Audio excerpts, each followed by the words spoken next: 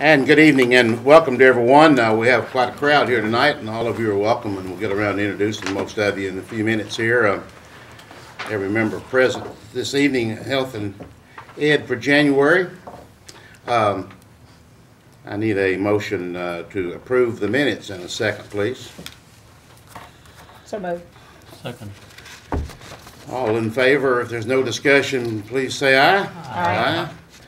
And that's unanimous, so we're off to an excellent start. Community care report, 2 of them have been passed out. Hope everybody has. On November 4th and December 2nd, Ms. Cook has already assured me that things at community care are in excellent shape, but why don't you just assure us that they are? They're doing fine. Everybody's happy. Okay, see, I promised that would happen. I need a motion if there are no questions on either one of the reports, and delaying to see if there are questions, and if not, need a motion to approve the November 4 and December 2nd community care. Motion to approve, everybody being happy. All right, everybody being happy. Thank you, Commissioner Jordan. I need a second, please. Second. A second, and all in favor, please say aye. Aye. And moving on, Ms. Garrett is here from the Health Department, and she has, as always, all over everything here, and she has passed out her report, and she's ready to address the committee. Welcome, Ms. Garrett.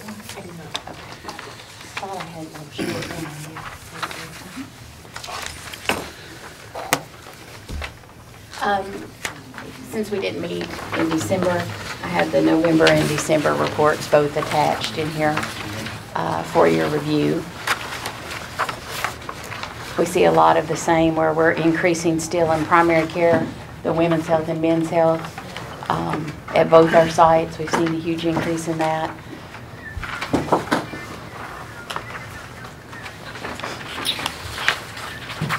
We have our year-end totals here on the December. We're well around 60,000. That works out to about 250 patients a day per site that we're seeing, or between the 2 sites, I'm sorry, 250 between the 2 sites. I would assume since the flu shots are given at so many places now, at varying cost, it's just hard to tell whether you're up or down, I guess, in that. Yeah, I think our flu vaccination numbers are a little bit lower than last year. There's more vendors who are giving it. It's available more. We have it there. It's not too late to get the flu shot, so they can still come and get it. I think it's at several places around town, and it's definitely not too late to get your flu shot. You've got some special times on that? Yes, sir. We do that Mondays and Thursdays from 8 a.m. to 9 and 3 to 4. And we do that at both sites, Smyrna and Murfreesboro. If you needed it at a different time, we could arrange that. But those are the walk-in clinics where you don't need appointments or anything. And we do from 6 months on up. Are you pretty busy during those times? About average for this time of year. A lot of people have already gotten theirs on board, so it's about average for this time of year. I had somebody ask me a couple of days ago about why, and you might not know this, but why WIC doesn't cover soy-based infant formula. It's a good question. We get that a lot from people. And that is decided on a federal level, Right. What program or what Is covered. formulas will be covered. We have absolutely no say on it at all at our level. Any other questions from Ms. Garrett? Motion to approve. Motion to approve. Second. All in favor, please signify by saying aye. Aye. Thank you, Ms. Garrett. Anything else? Thank you. No, sir. Thank you. Thank you very much.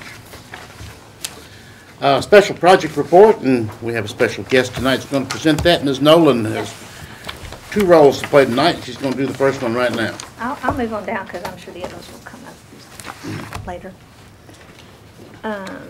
You've got all the reports. Does everybody have one? Okay. Actually, there's not a lot of activity that happened.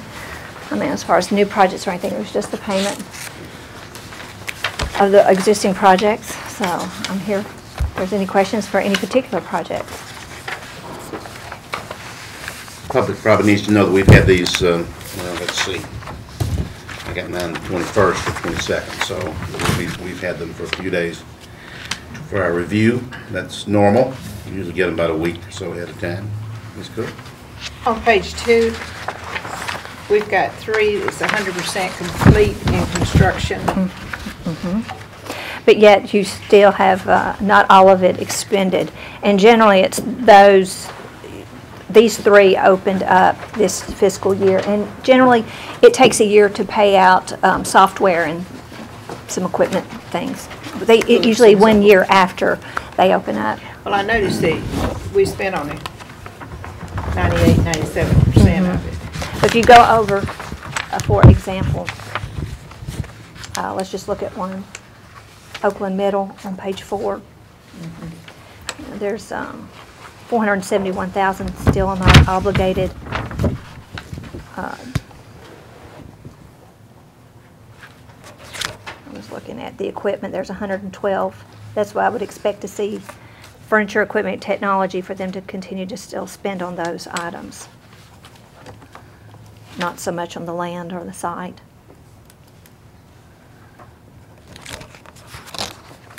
But there's still funds available, unobligated, that could go to other projects.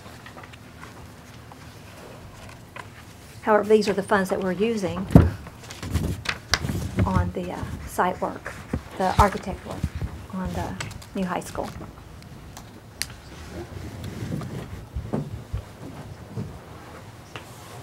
Other questions for Ms. Nolan? See a lot of people in front of us tonight, but I can assure you Ms. Nolan will be the one that has all the answers. Well, maybe. Thank you. I'm pretty sure. I'm pretty certain. You holding the purse on all this. Any other questions on the school building program special projects for Ms. Nolan? It's really Ms. Jolly, as we know. I'm Miss Dolly. If not, I need a motion to approve. So, Ms. Cook, thank you. A second? Second. Any discussion? If there is none, signify your approval by saying aye. Aye. And any opposed? And there's none. Thank you, Ms. Nolan. I appreciate it very much. You can stay with us if you wish. Just gonna hang or- out. Beg pardon? I'll just hang out. Okay, fine. Mr. Sandy, I believe you're up, sir, with the school board amendments. And Mr. Gill? For this, Mr. Gill, Director, Mr. Clardy is going to come up as well. Mr. Sandy, welcome to all 3 of you. We do have some school board members with us tonight, and as they have welcomed us when we come out there, I welcome them. Chairman Burns is here, along with Mr. Blair and Mr. Tackett, Mr. Kerry Hodge, and I believe I got all the school board members. I hope I did, and welcome to all of you. Mr. Director, school's in session tomorrow. My grandson wants to know. He wants to know now. Don't put any more pressure on me. Okay. As of right now, yes, sir. Okay, full speed ahead at 20 to 6. What the plan right now is, I think it's gonna move in here about 1 or 2, and we're, Mr. Bill and I are going to hook up at 4 in the morning and make a call. So you have to wait, guys. I will tell my grandson Do we to have enough snow days? get about the TV. We have 5 snow days remaining. Oh, we're fortunate. Yeah. Yeah, we're very fortunate. Well, what we actually do is stockpile 30 minutes per day, which is the equivalent of 13 days during the course of the year. And we use 2 for professional development. So we started out with 11, and I think we've used 6. So we're still okay. Did other systems, not Rutherford, other counties, did they not plan kind of like we do? You know, many do, all those. And 30 minutes is the smallest increment you can stockpile, so some of them choose not to and just, you know, will roll the dice and hope it doesn't snow, and now they're at a pinch, you know. Most years they win, but not this year. Not always, yeah. You have some amendments for us, Mr. Director? We do. Can I just give a quick summary and read a recommendation, or how do you want to do it? Yes, sir. You have 2? I think we have, what, 3 or 4, don't we? Yeah. Mr. First Sandy, 2. excuse me, Mr. Gill, do we get copies of all of those? Yes, sir. Okay, all right. First one is, we're just increasing the petty cash on hand at the teacher centers from $50 to $100 per secretary, for a total petty cash of $300. We're going to recommend that you approve the petty cash amounts to the Rutherford County Teacher Center be increased from $50 per secretary to $100 per secretary for a total petty cash in the amount of $300. And the second one is, MTSU in years past paid clerical custodial position at camp school. Now they pay the biggest part of it, but now they pay us, and we pay that money out to the custodian and clerical in the amount of $36,987. And we're recommending that you amend, that you approve that. Actually, there's more to that too. The second part of that is obviously this amendment increases the basic education program by $1,218,290 and increases the account 46512 BEP ERA by the same amount. State has reallocated its ERA funds that were used to fund part of the BEP. There is no impact on our BEP funds. Anything on that? A question on that? I didn't understand anything you said. Okay, basically the state has reduced the funding for that ERA money out of the BEP by 1.2 million, right, Jeff? And we're cleaning that up. But increase the regular BEP. Yeah. They took out of one. Took out of the one, other. put in the It's other, all a net, even out, yeah. And it's kind of the same scenario with the custodian. Same scenario with custodian, yeah. Actually, MTSU funded the entire position, but they've turned it over to us now. Yeah, they pay us and we send the money back out to custodian. They still fund it, but Yes. they pay us. Yes. And the third part of this is $199,912 being added to account 47590, other federal through state, for materials and supplies for children whose families are eligible for free or reduced meals. Next, each year the system receives an allocation that helps pay part of the cost of the system's high-cost special education students. This amount must be budgeted in the GPS budget. This year's allocation is $60,081, more than is already budgeted. This amendment covers the revenue and accounts 47143, Education of Handicapped IDEA, and 47145, Special Ed preschool grants and the special education related expenditures. And we're recommending that you amend $1,218,290 to account 46511, Basic Education Program, from account 46512 BEP ERA to amend 36,987 account 43990, other charges for services for the related clerical and custodial pay for benefits for campus school to amend the $199,912 to account 47590, other federal through state for instructional materials and supplies to amend $23,866 to account 47143, Education of Handicapped IDEA for special ed related expenditures, and to amend $36,215 to account 47145, Special Ed preschool grants for special ed related expenditures as presented. Mr. Gill, I'd like to stop right there, and let's really we have two motions, but a number of different items here. Let's address those.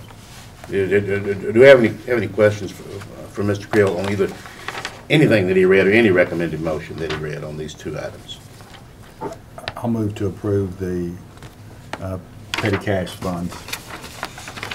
That number one that he read. Then Okay. we'll go from there. Okay, I need a second for Mr. Phillips' motion. A second. And we have to call roll for this one, right? See, I'm all over this. Commissioner Allen? Aye. Commissioner Cook? Yes. Commissioner Jordan? Yes. Commissioner Phillips? Aye. Commissioner Sereno? Yes. Commissioner Turner? Aye. Commissioner Jordan? Yes. Okay, the last paragraph that Director Gill read, which takes into a number of different accounts and moving money, et cetera. Do we have any questions there or any motion there? The $199,912 being added to account 47590, is that just is that new money or is that just? That is new money, and then we also amended increasing expenditure to spend it. Okay, so we're just passing that through? Yes, and sir. That just Very means quick. more in that pot for free and reduced Right. lunch. Expenditures on special ed and handicap? No, that particular one was for free and reduced Okay. lunch students. And those are federal funds that come in, that's new federal money? Federal that is flowing through to us, yes. Of course, at the budget time, you just have to Yeah. do your educated guess of what these And- numbers are and being. this was something And every year at totally this new. point in time, we're adjusting those numbers Yeah. to relate what actually comes in, because you have to, Yeah. so many calculations vary. Yeah. So the one deals with the custodial in and out, and the other deals with the BEP, free and reduced in and out. Those two. I'm Actually, three. There's a BEP, there's a free and reduced, and then there's another one. Then there's the special ed and preschool, and that's in and out And also. that's in and out also. 1, 2, 3, 4 different amounts in that one page. That federal, the special ed and preschool, again, we don't know the amount when we approve the budget. I put in an estimate. If I'm underestimate, I have to do an amendment to increase the revenue, increase the expenditures, even if we don't spend it for that year.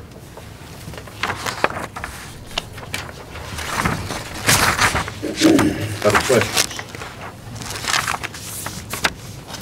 One is for 36.9, one is for 199.9, and one is for 60,000. The 36.9 is for the custodial, and the 199 is for the free and reduced, and the 60 is for special ed. Yes, sir. Move to approve those three. Thank you, Commissioner What Phillips. about the 1,000,002 for the BEP? We're not down there yet, are we? Well, it's we're all, just up no, here. it's on that same motion. Which one? See, it's all in that one budget change. Okay, Yeah, I remove my motion. We left out one here someplace. 1,000,002. What's that one, Jeff? And that is using a different account for some of the BEP funding. And the state tells them what?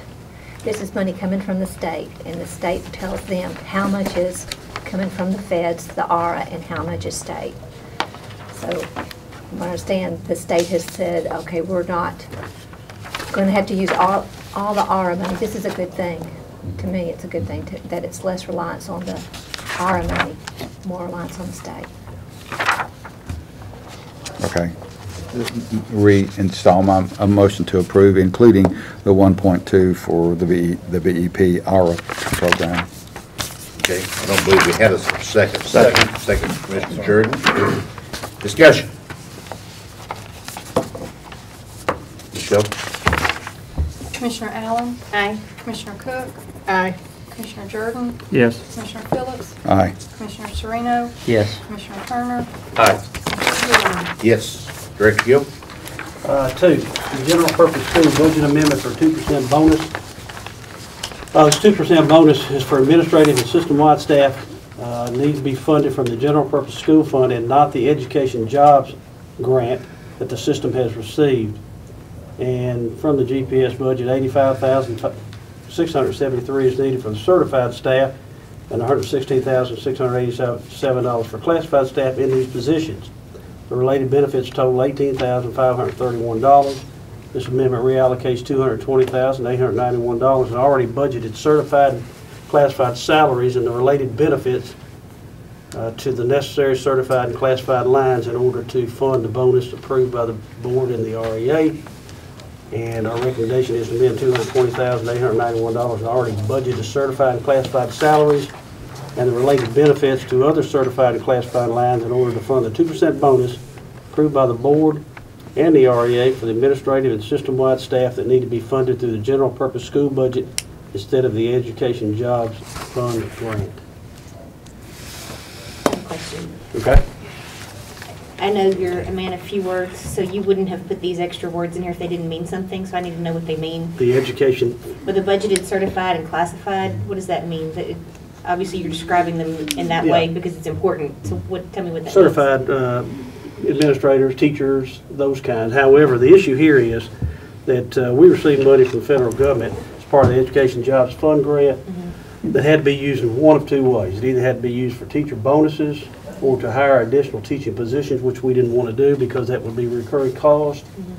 Or we could find a way to set up teacher incentives, which we weren't ready to do and knew that there'd be multiple ramifications tied to that. So at the end of the day, the board and the staff at central office thought we'd give everyone a 2% bonus, bearing in mind that teachers hadn't gotten anything in 2 or 3 years. And that Education Jobs Fund grant will pay for the entire system with the exception of certified and classified staff at the central office. So in order to ensure that everyone gets the 2% bonus, we had to go back and fund the balance of that $220,000 out of fund balance of GPS. Why are we doing this during the middle of the year? Was this part of the REA contract discussions, or is this just? No, although the REA agreed that it was. I feel sure they would agree to it, but we're middle of the year, and Well, it's not usually a time when we're budgeting. We have to have it spent by. Well, other systems were starting to do this. Is this money we've got to give back if we don't spend it on this? Absolutely. So it's not local tax dollars No. that we're deciding here in January, let's give a 2% raise. It's either expended on this or it goes back to the federal government. Way I understand bonuses is maybe different than the way you're describing it. Bonuses mean that you did something good, so we're giving it to everybody, and this is more like some type of across-the-board lump sum type of payment, correct? Yeah, but I would tie that to the fact that we had a terrific report card and our teachers did do well. So in retrospect, we're tying it to good performance. I'm not disagreeing with that. Plus the fact that you mentioned not having an increase in a couple of years really perked my ears up too, so. Yeah, sure. Other questions for Director Gill on the bonus general purpose school budget amendment? If not, I assume we're ready for a motion from someone. Motion to approve. Thank you, Commissioner Allen. A second from someone? Second. Okay, you can pick Commissioner Phillips or Commissioner Cook, or both. Any discussion? And Ms. Shelton loves to call this roll, and she's ready to go. Commissioner Allen. Aye. Commissioner Cook. Aye. Commissioner Jordan. Yes. Commissioner Phillips. Aye. Commissioner Serrano. Yes. Commissioner Turner. Aye. Commissioner Jordan. Yes. Director Gill? Education Capital Projects, Fund 177 budget amendment. Fund 177, the Education Capital Project, each year an amendment must be done to fund again the previous year's projects that weren't complete on June 30th. Purchase orders in this fund are not carried forward to the next fiscal year. The following 2009-2010 projects are included in the carryover amendment, and they're reflected there. Rather lengthy, I mean, you can look at them or read them if necessary. I think it's just a matter of protocol. We don't recommend that you approve the $797,150 fund balance for prior year projects and amend the $68,000 from contract services to other line items as presented. If you want to look over that, see if there are any questions. 100% of this was approved project from last year that just rolled through the end of the budget year. No new money, just same money back where it was.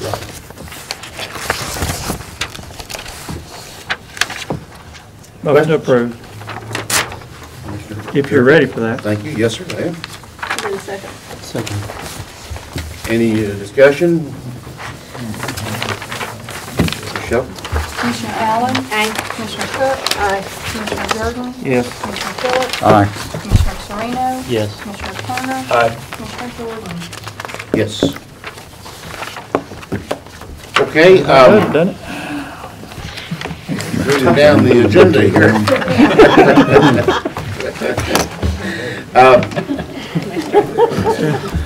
Everyone knows that we're going to have a discussion tonight of the school board 5-year plan, our options, and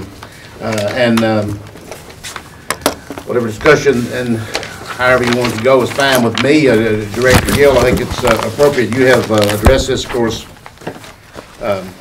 more than once, and I think you probably ought to go first here with the 5-year plan, what the school board would like to see approved and voted on, or however you want to do it. All right, it's together. Well, as Jeff, Mr. Carter disseminates that, I remind you that it's hard to do a 5-year plan in particular because it's hard for us to project growth, and when we do, it's based on previous year's percentages. Plus, it's also hard for us to tell which part of the county is going to grow the fastest. So that too complicates the entire 5-year plan. But, everybody got one?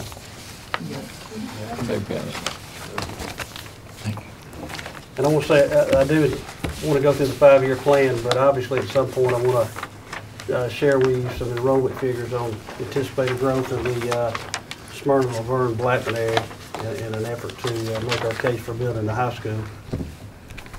But as you see, the 5-year plan in front of you, all the 2010 projects are completed. If you go down to the next June,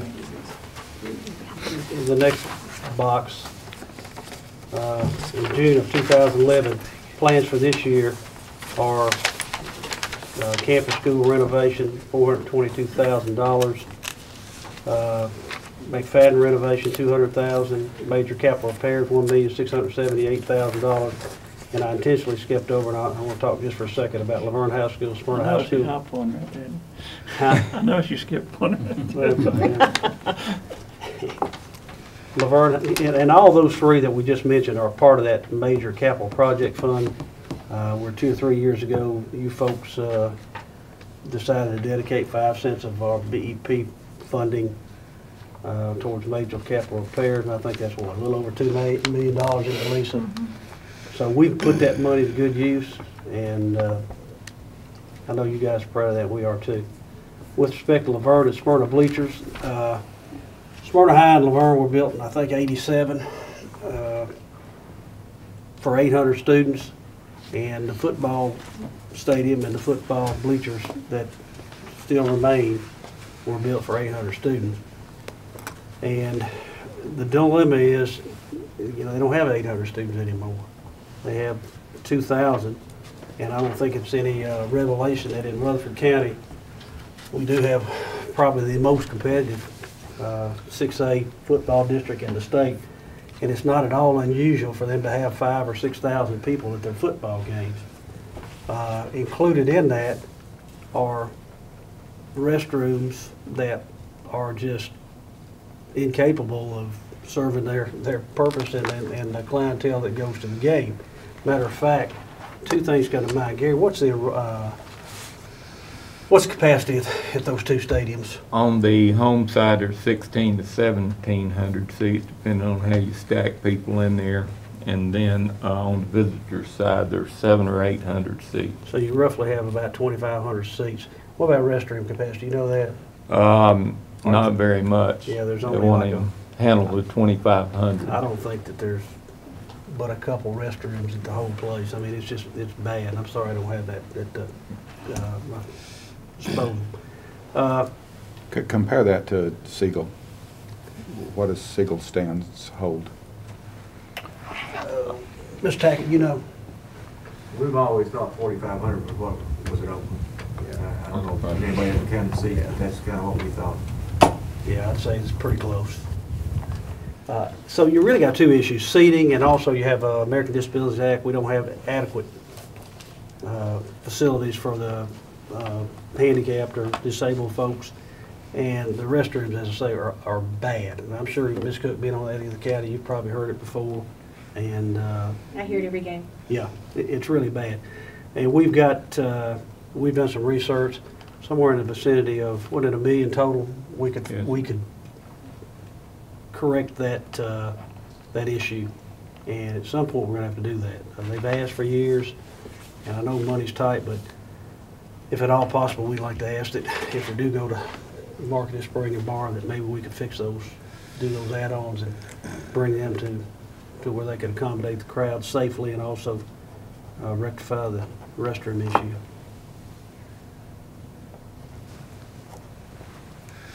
All right, no questions. Okay. Next, in June of 2012, and if you'll notice here, we're not asking for your schools in either of these 2 years because we know the impact that the high school will have on the county, on you folks, and on the borrowing. The following year, 2012, we'll do 2 separate major capital improvements, one at David Urey with a renovation and other repairs. Talk about some of those repairs, Mr. Clardy. At David Urey, and you may have heard us discuss this, we want to put the admin area and the office area in proximity to the front door. Now it's across the cafeteria. When you walk in just to a big open room, then you walk all the way across to the admin across the cafeteria. Currently, we have a good security system on the door. The door has to be unlocked. We have a camera and a microphone and an electric door lock on it, so someone in the office has to let you in. But this would let us renovate those couple classrooms up in front, put some doors in from the outside so that you're basically even isolated in the office area, and you'd have to come through the office to get into the school. Be new cabinetry, and that type of Pay stuff. work, restroom work, Yes. et cetera. With respect to the two $1.5 and $1.6 million capital repairs, what are they?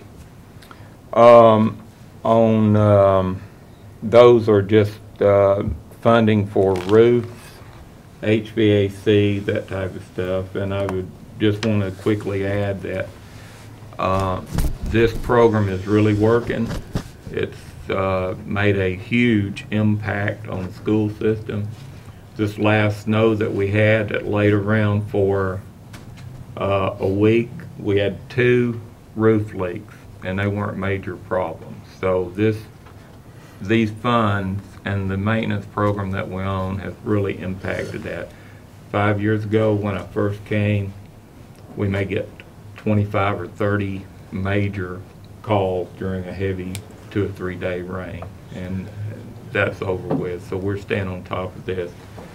And we worked on putting together next year's today with some major roof repairs in it. But we've also replaced the HVAC in the old sections at Laverne High School, the annexes. Next year we're going to do Smyrna's High School. It's just a good thing all the way around. Now, this is coming out of that 5% that we don't have to go and borrow because we've got the money Yes, for ma'am. capital. That's correct. I have a question on the David Urey project. When you relocate the admin, what are you going to do with the old admin area? Are you going to pick up classrooms, or is it going to be utilized as booth space, or what's its purpose going to be? We may even open it up. We don't know. We haven't gotten in the design phase of it yet, but the principal and the staff there will have a lot of input on what their needs will be at that time.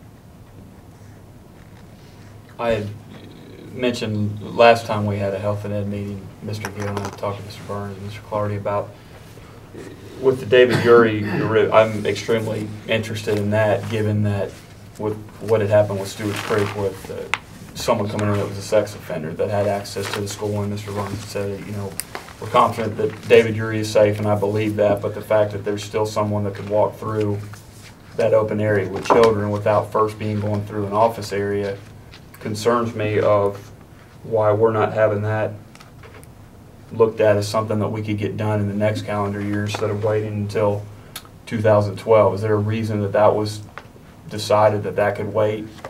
I'm going to let you respond to, but I mean, 2 things. Obviously, that 5 cents is used up rather quickly. It equates to about $2 million. We've got to get campus school done by 2011 as part of the renovation. McFadden, we've been on it and hadn't completed it, so that's what the $200,000 is. And those obviously roof repairs and HVACs have got to take place. So that's the answer to your question. You know, I mean, yeah, I too agree that we need to move it up, and we've done a really good job during the course of the last few years getting those entrances sealed off so that somebody could get in there and perpetrate that. But I concur, it needs to be, we need to get on that. Yeah, I would strongly urge us to consider that.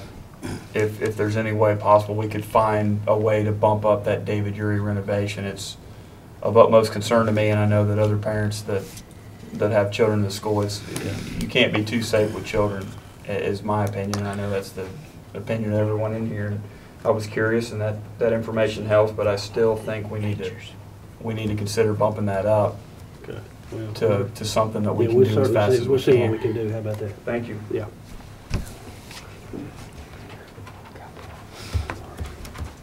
Okay, next.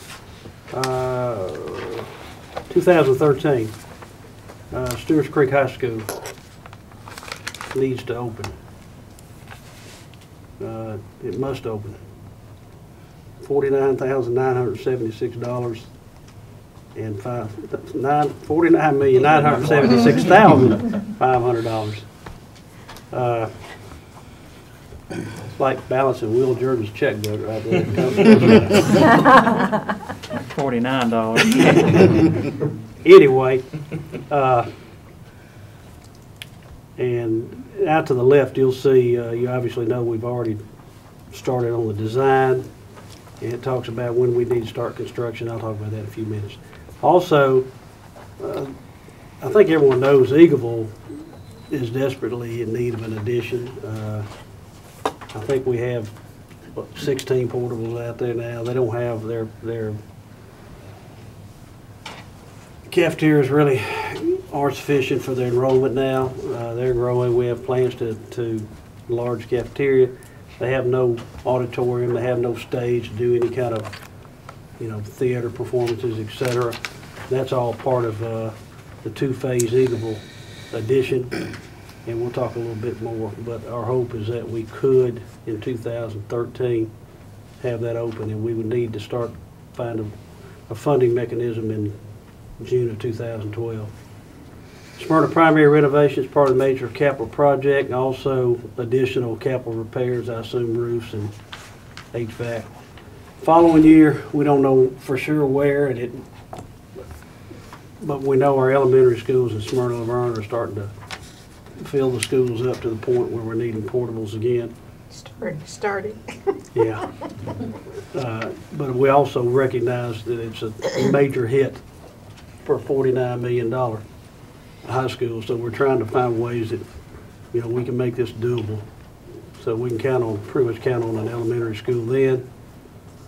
Second part of the Eagleville High School addition, and I've got more information on that I'll share with you in a second. And also major capital repairs. And as I said earlier, it's hard to really forecast what it's going to be like in the year 2015. If we pick up 400 students a year, it impacts the plan. If we pick up 1,400 a year, it changes the plan too. And there have been years where we picked up 1,900, followed by 1,600, followed by 1,400. But this year, I think it's more like 800, and last year 900. More than 2.5–3% range. So you can see our plan in 2015. I think we'll need a elementary on the west side of Murfreesboro, possibly. We may need another middle school in the Smyrna area, and we can add on to Siegel High School. Siegel High School, for about $4 million, we could add on 16 classrooms, which would accommodate additional growth out there. But we're okay out there right now. I think of course, the elementary on the west side of Murfreesboro is contingent upon what the city of Murfreesboro does. I don't think they know what they're going to do yet. Right. Yeah. But if they were to build a school out there, that may change things. It could change that for us. So you don't see the Rockville High School in your 5-year plan? Because that's one of the things that people have brought up to me, is that if there's a Rockville High School, then does that impact the Eagleville renovations? Do we do something different, thinking that wouldn't always be, the demographic mix that's there now?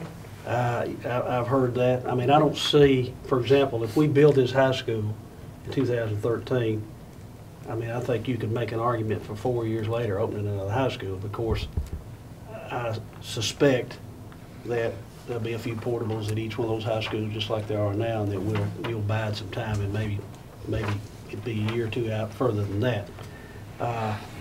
unless you closed Eagleville High School down, which I don't think anybody in this room wants to take that step. I mean, it's a community school. People out there love that school. Obviously, it's a growing school. And we're talking about, they have about 700-800 kids. There's probably 250 at the high school, 200.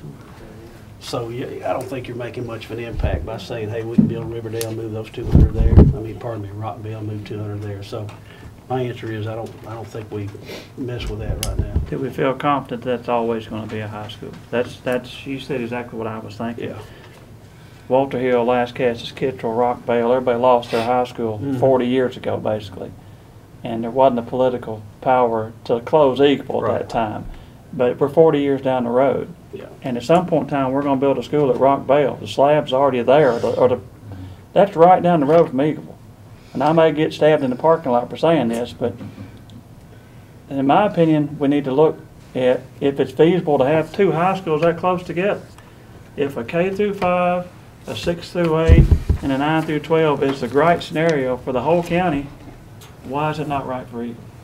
You know, when those schools are going to be right down the road. I mean, And I'm hesitant to think about spending $8 million right there on stuff you need for a high school. Or 7 or 8 years from now, it could feasibly be a K through 5. Right.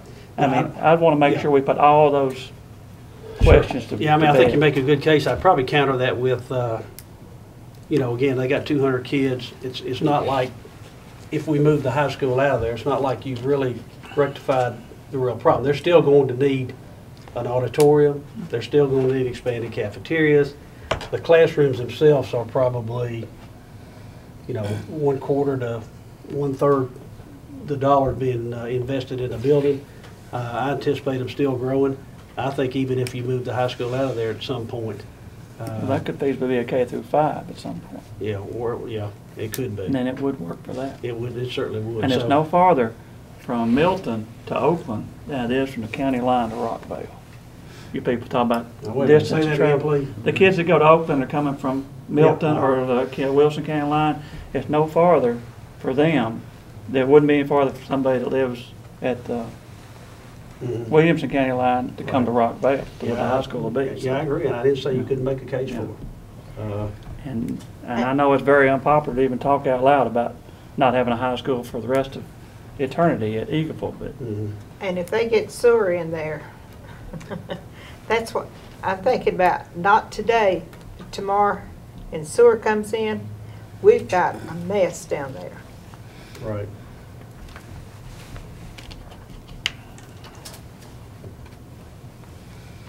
So that's, in a nutshell, that's our 5-year plan. Mr. Gill, a few questions. Enrollment update, Laverne, Smyrna, Riverdale, Blackman. Do you have any I sure do, mid-year? yeah. Yeah, would you please, do you have these, Jeff? They have them already. You've already got them? Yeah, in front of you, we put a packet together for information regarding the need for Stewart Creek High School. And if you look at the first sheet, Smyrna High and Laverne High School. Each of their enrollments, I think Laverne's at 2,040 or 50, Smyrna's about 1,950 right now. But what we're predicting, and actually it's not a prediction, what we know is going to happen is that in 2013, which is when we're scheduled to open Stewart's Creek High School, Stewart's Creek would offer relief to Smyrna, Laverne, Blackman, and Riverdale. And that Riverdale would cascade kids back towards Blackman. But in the year 2013, with no growth, we'll have 4,652 high schoolers on that end of the county. That end being north end being Smyrna Laverne High School's own kids. And simple mathematics will tell you that's 2,326 per school based on those 2013 enrollments. Now, bear in mind they were built in 1988 for 800. We've done 3 separate expansions and brought them up to roughly 2,000. even though you can't get 2,000 in there without roving teachers, without portables, et cetera. Now, if we, and also just so that you know that these numbers are on target and there's no projections or no guesswork involved, it shows you where those students currently are. 6th through 8th graders, Laverne Middle, and obviously they'll be what, 9th through 11th graders when that school opens, and then the 9th graders hopefully will be seniors. But there's 989 at Laverne Middle, 908 Rock Springs Middle, 897 Smyrna Middle, 577 Stewart's Creek Middle. There are more at Stewart's Creek Middle, but some of them go to Blackman. And Thurman Francis got 219. But again, 2013 with no growth, with those numbers alone, Smyrna and Laverne have 2,326 kids. If we grow at 3%, which I'm sure we will on that end of the county, we will have 5,084 students. Now, if you divide those proportionally, that's 2,542 per school, although I anticipate the Laverne zone is going to be a little larger than the Smyrna, so may very well be more like 2,650 to 2,400. But either way, they can't accommodate those people. They cannot do it, because when we did build those schools and add on to them, we've taken up much of the land, actually cutting into parking lots, and I'll show you some aerial photos here in a second and get into that a little more. Blackman High School. Blackman currently has, golly, I left those numbers. They're well over two. I think they have 2,150. But they currently have 596 ninth graders. They will be adding on current 6th through 8th graders that'll be promoted there are 1,711, and that's 2,307. If they grow at 3% a year, which I don't think anybody would dispute, they'll have 2,521 students by the year 2013. Now, if we look at it this way, between the two schools, Blackman's enrollment's about 2,200, so there'll be 320 over their enrollment. Between Smyrna and Laverne, there'll be close to 1,100 over their enrollment. So they're 1,100 and Blackman's 320. We have 1,400 kids, 1,420 that are above the existing capacity of those three schools that will be zoned for those schools. Now, I think everybody also understands Riverdale is already past capacity, and they too shall pick up some students, and they will be positively impacted by the Stewart's Creek School building plan. Now, if you look at the next page, this is certainly not the zone, but this is kind of a hodgepodge zone that we threw together just to show you what it potentially would be like in 2013, and this is with 3% growth. Laverne would be at 1934. This Smyrna would be at 1877. Stewart's Creek would be 1739. Blackman High would be 1777 plus 260 from Riverdale. And Riverdale would be what they are less 260. So they'd be back around 18 something. So in retrospect, even with the opening of Stewart's Creek, you've got 5 high schools that aren't too far from capacity. So what would Stewart's Creek capacity be? What would it be built for? 2,000. But again, let me talk just real fast about capacity. Capacity is not always capacity. It's kind of a congruent statement there, in that you assume that when you build them, they have X number of rooms, and there's 30 kids per room, but there are not always 30 kids in that room. There may be 45, there may be 24, pursuant to the kind of class it is. So in retrospect, a school can be, with 2,000 seat capacity, could be full with 1,880 kids, so to speak. And teachers are on carts and moving around the building. I think it's also interesting to note on this sheet here,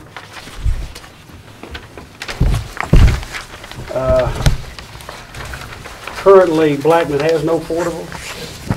Vern has 8. Smyrna has 6. Remember what I told you, the numbers that we reflected a while ago. didn't reflect any growth, but as we take the 8th graders and move them in the 9th and promote all the 9th, 10th, and 11th graders one grade up, next year, Blackman will be needing 5 portables, Laverne will be needing 6 additional portables, Smyrna High won't need any next year, any in addition to the 6 they already have. 2012, 2013, promoting the next, the 7th grade up to the 9th grade, which I think you understand where I'm coming from. 7 more portables needed at Blackman, 8 more at Laverne, 7 more at Smyrna. 2013, if we didn't open the school, Blackman would need, based on the 6th through 9th grade numbers we have now, Blackman would need 3 more. Laverne would be adding 11 more, and Smyrna adding 11 more. And the next column reflects total number of portables at each school. Blackman would have 15, Laverne 33, Smyrna 24, for a total of 72 portables. Which, the bad news is, that means we need to buy 58 portables. And I might also add, I don't want to be too melodramatic, but our portables aren't very good. At some point, we're going to have to replace portables. But we've done our best over the years to add on to schools and do those kind of things in lieu of adding. We toured Laverne back a few months ago. Is there room for 25 portables? I mean, No, absolutely I mean, not. there's 8 there now, and they're going to the parking lot already. Absolutely. And so you're going to not allow the children to drive, Actually, what you got. or have the portables look small, because they're just not. That school is completely surrounded. Absolutely. If you look on the next page, there's 3 separate aerial photos. First one's Laverne High School. And again, this is based on 3% growth in the year 2013. Which one's double, which one's single, Miss Claudia? Do we know? They're all doubles, aren't they? They gotta be. Because it's 33. But all those are double portables that would be placed in Laverne High School's parking lot. And I remind you also, I think if you just, when you go and I think about it, if it was your kid that went there, they teach 7 periods per day now. Many of these students will go outside for 4 or 5 different classes, and they'll go from one portable to the next. They'll go inside maybe for wellness or physical education. They go back to their portable. They're back inside for lunch. I mean, it's just not fair. It's not only is it not fair, it's not safe. It's not a very good teaching environment. We know the scrutiny we're under from the state and federal government to perform academically. We don't need to get to this point. We've got to find a way to build this school. To open 2013. Getting the skill, I believe Ms. Cook has a question. Going back to this other page, I heard you say if we put the freshmen in, we'd have need so many more portables, like 5, 6, or whatever. Mm-hmm. How many seniors did we take out at that time? Because you got to select. If you put your freshmen in, you got to. Your seniors are leaving. Yeah. But What's the difference there? Well, the difference is you got a lot more freshmen coming than you have seniors leaving. Plus, you got to factor in your 3% growth too, which you know you're going to get. I know last year's seniors was less than what the year before was. Besides certificates, that's how come we know. Yeah. Well, a lot of the freshmen don't always make it. Well, To the that's where 12th I'm grade. coming from. You Yeah. see, I'm trying to balance that in my Well, that's a good mind. point too. Some of your seniors decide they're going to hang around another year or two, and that takes up space. And, Right. We're here to educate them. And then some of them is 18 that wants to stay in too. That's true. Yeah, I mean, and we need to accommodate them if they're learning. Right, exactly. If they're learning and not causing Yeah, problems. exactly. Okay, thank you. Yes, ma'am. Smyrna High, on the next page, you've been to Smyrna High, you'll see where they're going to locate theirs. Their plan is to locate them. They've already got a few. There's 1, 2, 3, 4 that are currently there, basically behind the gymnasium, right center. They've decided that if they get them, they'll put them out behind the vocational building. Be 8 classrooms bought in 2012 and 4 additional 2013. And then the Blackman.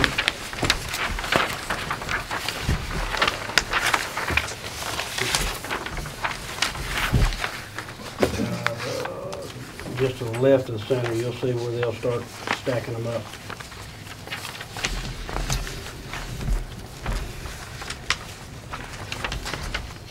So, I mean, there are multiple reasons, obviously. I think you understand why we gotta have this high school. It's been a while since we built one. The last one we opened was Siegel, 2003. So it's been 10 years since we opened one. Pretty amazing we've gotten by this long without one. And I think the mayor would echo there's a real need for it in conversation we've had. Wouldn't you echo that, Mayor? Yes, I mean, it's a continuing need. It's increasing, not at the same rate that it was, thank goodness. It'll really be serious. Mr. Gill, I went out this past week and looked, and I just want some clarification or maybe some support for this, the opinion that I got. I talked with Mr. Morgan, looked at all the maps, and it just looked like to me that we're about to stretch these zone lines just about as far in some areas as we possibly can. I mean, I'm not really a zone guy, but I think I understand it. The going by where the Whitworth-Buchanan line goes, and the Riverdale-Oakland line, which is continually shifted, trying to get more and more students into Oakland High School, which is fine. No problem with that. But it looks like to me, and we should just address this, as far as the county as a whole is concerned, is zoning not, well, have we gone about as far as we can go with, as far as changing zone lines as they exist now? I'd say that, generically speaking, that's and transportation yeah. problems. And of course, yeah, part of the issue you get into, the further you haul them, the more it costs you with respect to transportation costs. And ideally, you don't have to do makeshift zoning. You know, it'd be nice to get a big school built and zone them there and leave them there for a while. You know, so the brothers and sisters and all can go, because we've had to make multiple zoning changes. I really don't know if I'm answering your question, but yeah, we've stretched them about as far as we can. I know this, besides myself, there's other people on this committee and on the commission that are concerned about the economics of the situation too, and that is getting more and more difficult to balance that out. Is that fair? That's fair, absolutely. Yeah. So, Mr. Gill, you know, I've talked about this before, and I know there's a lot of people out there, everybody has an opinion about the best way for you to do your job and the school board to do theirs. You noticed that too? I've noticed that too, yeah. But just so for everybody's benefit, talk about some of the creative measures that you've explored on ways to utilize our buildings. Because, you know, people want to talk about year-round school. They want to talk about online classes, you know, just a variety of different things. Talk us through why this is the way to go versus some out-of-the-box creative thing that we haven't tried. well, you know, it's, you know, I've done this a while and done obviously many studies on how we could minimize additions to schools and, you know, building schools. And it comes back to the same 2 or 3 arguments. Well, why don't you run shifts? Well, shifts won't work. We just talked a while ago, Ms. Cook brought up about build up snow day. So we run a 7-hour snow day. So in order to run shifts, you'd have to have 7 hours, and then probably an hour and a half to clear everybody out and bring the next group in and run another 7 hours. So that takes up 15 or 16 hours of school day, which means kids are starting at 5 in the morning, getting through at 11 at night. Now, there's not a parent in Rutherford County who's going to go for that. End of story. Secondly, there's been discussion about multi-track year-round schools, which basically means you run 4 groups. You divide your school into 4 groups, and every one of them will run 9 weeks on, 3 weeks off, 9 on, 3. So at some point, 1/4 of that much is not in school. Now, the issue there is, there are 2 or 3 issues. I'm sure it will be a nightmare of staff. Secondly, it gives you no downtime for custodians to work on the building, for maintenance to get in there and do needed changes at the school. Thirdly, it's expensive to run that. Fourthly, we're at a time now where, and I might add before I say this, there are so many There are many people who've tried it. They tried it in Vegas, they tried it in some other fast-growing districts. Every one of them tried it for a year and went back to their normal Original. schedules. We're at a time now where it's so, and I don't know that y'all wrap your arms around this yet or not, it is crucial that we perform well academically. You know, we're on the cusp of having a bunch of schools on target too, despite the fact that we're performing better in almost all districts. But many of our surrounding counties have schools that are on target and high priority. The cities, you know, and I'm pulling for them to get off, but they're high priority. There's a point now where the state could come in and take over. There's all kind of sanctions and consequences for not performing academically. And I don't think that contributes to high academic performance. So I just don't think it's a good, I don't think it's doable. And I don't know that there's another alternative. On year-round schooling, when does the teachers have the opportunity to go back and upgrade their teaching and so forth? I don't know that they would. I guess the university would have to schedule during 3-week periods or something like that, because they essentially follow the student schedule. They'd work 9, they'd be off 3. They'd come back, they'd work 9 more, they'd be off 3. That's a question that's come to me quite often. If we went year-round schooling, when will I, as a teacher, get to go back and do some educational studies? Yeah, that's a good question. You mentioned a minute ago, and I've heard it for a number of years, about performance in schools and states coming in and taking over. Our school system is rated one of the top in the states, maybe in the top 5. And that leaves a number of other school systems, 90 other ones, out there someplace that are not as good as ours. And why wouldn't they be in danger of being taken over? And has it ever happened in the state? Oh, yeah. The state has taken over? Yeah, they've gone into Metro. I think they've gone into Shelby too, Memphis City. They got them in restructuring, which is kind of the step before we, but they tell you how to spend your money, how do you do your staff and that sort of thing, even in, before they actually take you over. Staging. There are many of them that are zeroing in on that status. Now, I don't know if they're going to... Forcing your hand to build? Would they do that? Everybody doesn't have our situation. It's not in our position, you know. A few are. Us and Williamson, I don't know who else. I guess my question is, would us not building a high school be tied into poor performance? And if it was tied into poor performance, would the state come in and force our hand and make us build a high school? I don't guess they could do that. However, I think not building a high school would be tied into poor performance, yes. I don't disagree with that either. Or poorer performance, maybe. Yeah.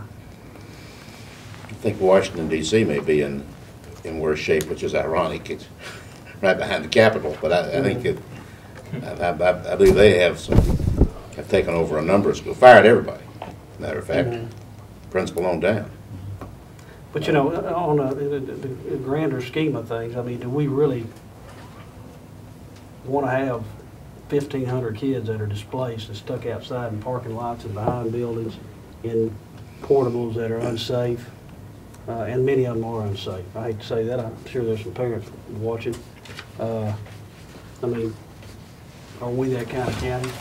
I don't think we are. And we've found some solutions, we think, and that we said that we would cover the operating costs, the opening costs out of fund balance, which helps you avoid a tax increase. I think Ms. Nolan and Mayor Burgess have said that we could, I don't put words in their mouth, but could absorb the cost without an increase in the property tax rate. On the debt service, Lisa's going to present some updated information there. Let me ask you a couple more questions. I have no idea if there's going to be a motion made or not. I just want to make sure we got the, for my own vote, for that matter, got all the information out here. What you'll call on here, bleachers and restrooms at the two high schools, Laverne and Smyrna High School. I've talked with Mr. Clardy about this before. I just want to make sure that it's out there. This includes the restrooms, which you've already alluded to. It also includes some sidewalks, I believe, and some concession stands. Is that correct? That's correct. And what we're really talking about there is keeping the two crowds, if you would, generally separated as much as possible, at least during the course of the game. Is that okay? Is that a fair statement? Correct. All right, at Stewart's Creek, and we went, well, in that area on the tour that you were kind enough to host, and the land is purchased, and even with my poor skills, it's level, and the sewer is there. Is that correct? We're ready to hook on. Right. And we've been, I'm going to be sure and get this out there because I think this is important. We've been, Smyrna has been extremely friendly about this project. Absolutely. Okay. Also, if I could, before you vote, Mr. Clardy, talk about why it's a good time to vote. Now, we said this 2 years ago with those two middle schools, and it proved to be true. We saved many millions of dollars by building them. We anticipate somewhat the same scenario. Mr. Clark? Well, the reason it's a good time to build now is because the building industry is slow due to the economy. Contractors are plentiful and they're looking for work. So we're getting a much more reasonable price. And as was evident on Whitworth Buchanan and Oakland Middle School, and we anticipate that it may even be a little bit better now. You know, unemployment still high. I saw one report today that the building housing hasn't had a year as slow as 2010 since 1997. So things nationally are really slow. Even now, gas and fuel prices are reasonable, which also brings down the construction cost. And I think that they're expected to rise. I've even heard as much as $5 a gallon, and this would be a good time to lock in on a contract with someone before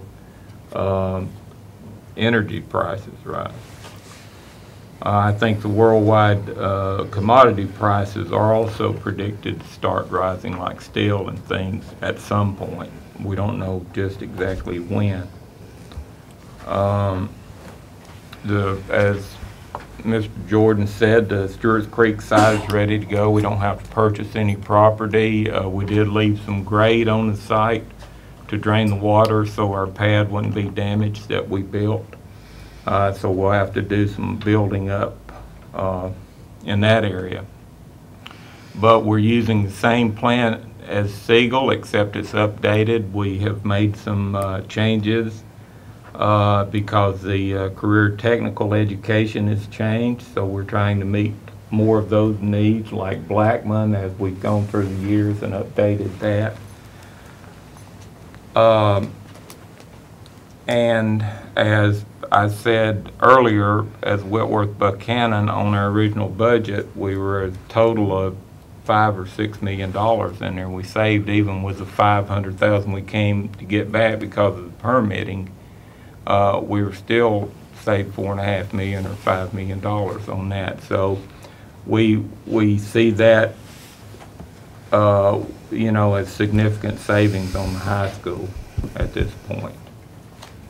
Great time to build. And also, it may help us avoid $2 to $2.5 million worth of portable purchases. What, if anything, do we do ensuring that a number of these construction jobs go to Rutherford County and there's people living here? Do we do anything, and I'm embarrassed to admit that I don't know? Well, Go ahead.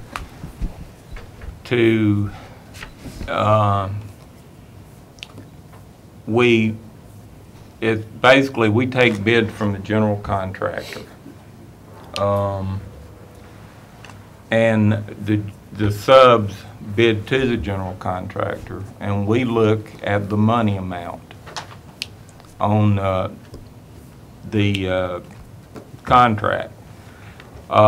We do not, now we do pre-qualify some subcontractors to make sure their qualifications are such that on roofing, mechanical, electrical, and those types of things that they're able to perform.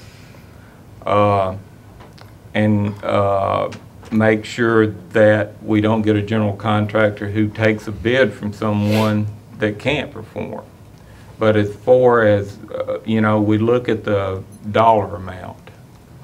If the way we're doing business right now is if the guy has a low dollar, and he's qualified to do the job, we give him the job. The reality is that, you know, if a person lives in Rutherford County, looks like it would be more reasonable for them to come in with a decent price than from someone who's in Knoxville with a company having to put their personnel in here and work and pay their expenses. Although a lot of them will, contractors for electrician or someone like that will come in and hire local people to fill up their manpower. Well, this, of course, was an issue with in Nashville recently, and right or wrong, I don't know whether they're right or not, but hiring local people. There's a lot of ways to help the taxpayer. One, you can keep their taxes down, or another way is you can hire them. Right. If they have the ability to do it. I just like to see that these jobs open to Rutherford Countyans, but I don't know how to go about that. I realize how you take bids. I understand, you know, that process, and you end up with whoever wins the bid. That could be deemed discrimination if you don't allow somebody who lives in Williamson County or Wilson County to have that job. I mean, I don't want to get into court issue, but. Right, that's an excellent point. I don't think that our Farming Act regarding our purchasing practices would allow us to do otherwise right now. Do you, Ms. Nolan? I think you're right. Do we have any other questions? They're not going anywhere. If we don't have anything immediate that they just addressed, I'd like for Ms. Nolan to go over because we certainly want to know our most up-to-date financial situation, and the mayor's going to take part in this as he always does and can anytime he wishes.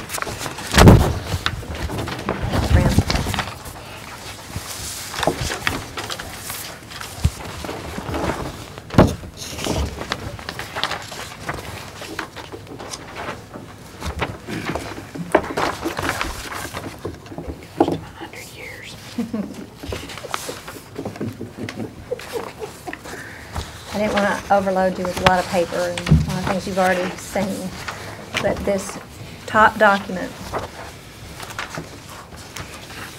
shows you, of course, if we do a borrowing in the spring, it will have an impact on next year's budget, not this year's budget, but next year. So I've presented what our debt service payments are for our bonded debt, not our notes, just the bonded debt, from 2012 forward. So as we moved into this fiscal year, we had total outstanding principal of $331 million plus the interest for a total debt service requirement of $449,359 million. After we've completed the refundings for that same period, our debt principal and interest is $439,646. So we've dropped our debt service requirements by $9.7 million, and you can see how we structured those savings is to put those in those first 4 years.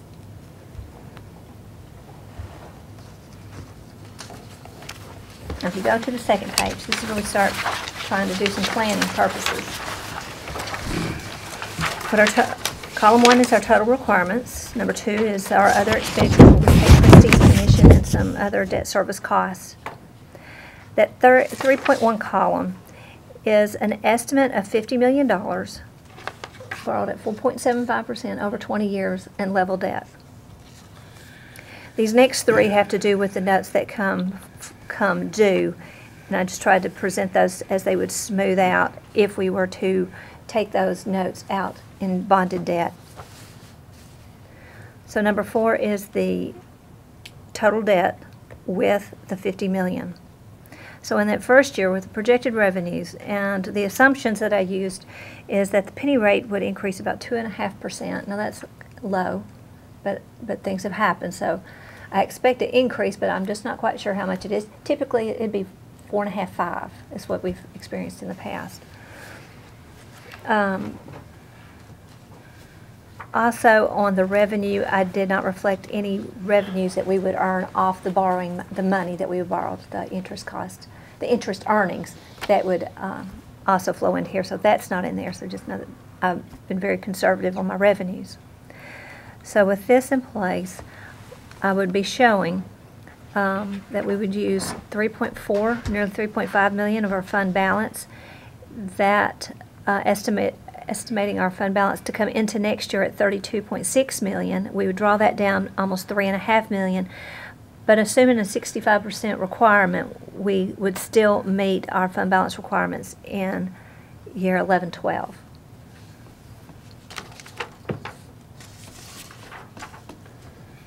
And forward. I'm sorry? And forward. Okay. I mean, we would meet it.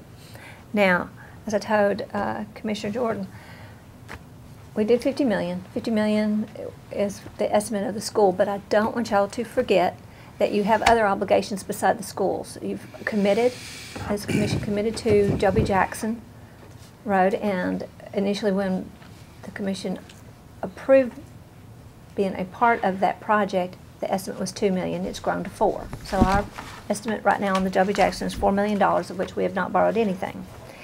The other need, understand, is at the Sheriff's Department. And the mayor may have a better estimate of It's that. $8 to $10 million.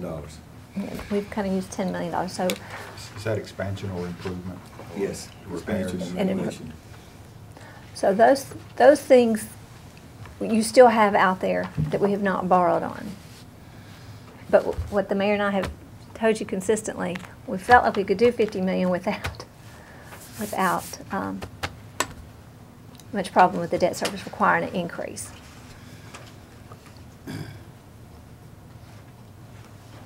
Since What we've kind of already got the timetable? benefit from the refunding, that's really made, That's what made this that's really happen. made this possible in a reasonable kind of way. And we don't have any more refunding that's going to generate that kind of savings. The savings has been already occurred at $9.7 million over a 4-year period. The 8 to 10 million at the sheriff's department, what kind of time frame are we looking at? We're gonna have to do something. Is that 2 years from now, 5 years from now, No. next year? I mean, Next year, we would need to borrow money probably as early as this fall for that project. Sales tax, latest figures.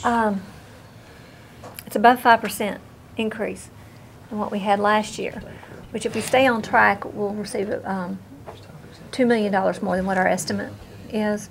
But we were $6 million in the hole to start with, so that just narrowed that deficit. So hopefully with the school board typically returning $2 or $3 million at the end of the fiscal year. It'd be nice to have balanced operations, which goes back into effect what they said that they would then roll that fund balance that they had this year, that they were using into the next year. Judicial building, we're not even considering that. That's anything that's that's not even considering anything to do with that. The judicial building. Oh, I thought you said traditional building. Nothing on here with the judicial building. Nothing on here on the other Anything projects else? either that were in the 5-year plan. Right. Just The the 50 million, million, so that's you what could you see. said.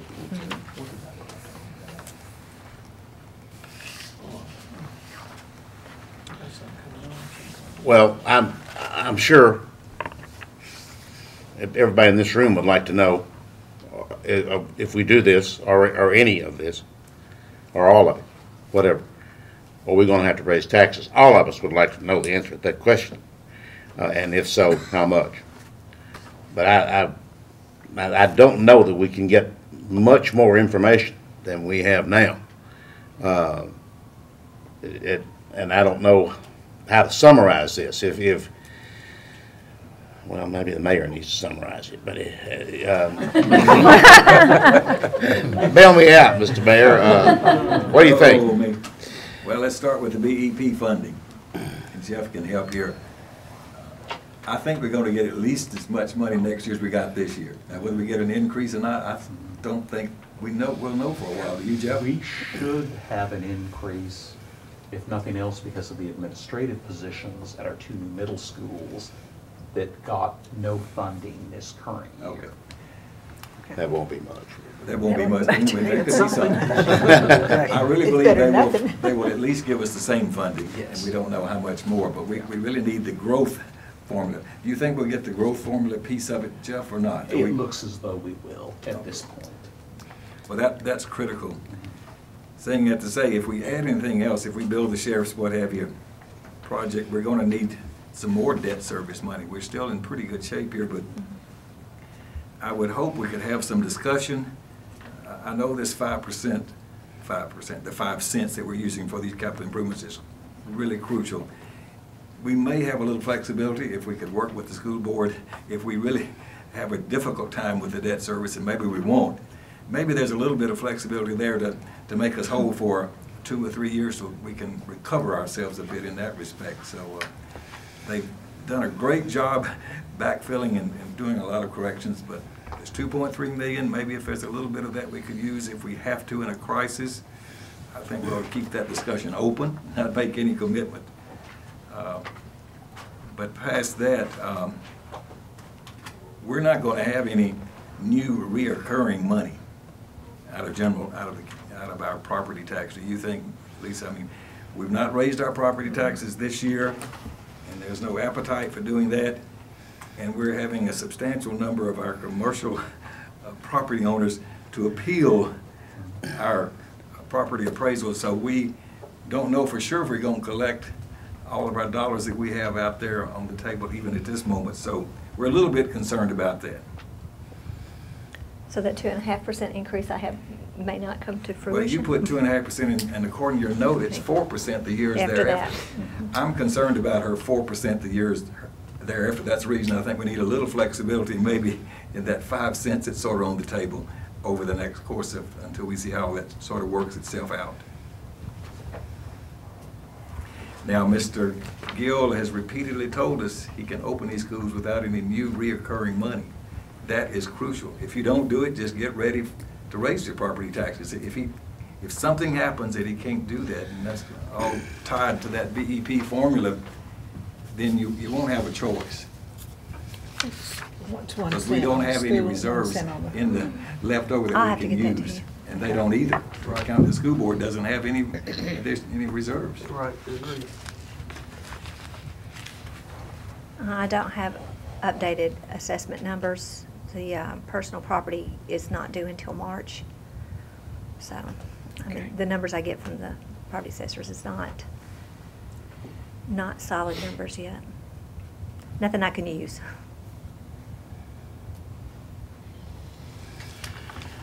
Questions from the committee for anyone that's here? Yes. I just have a question.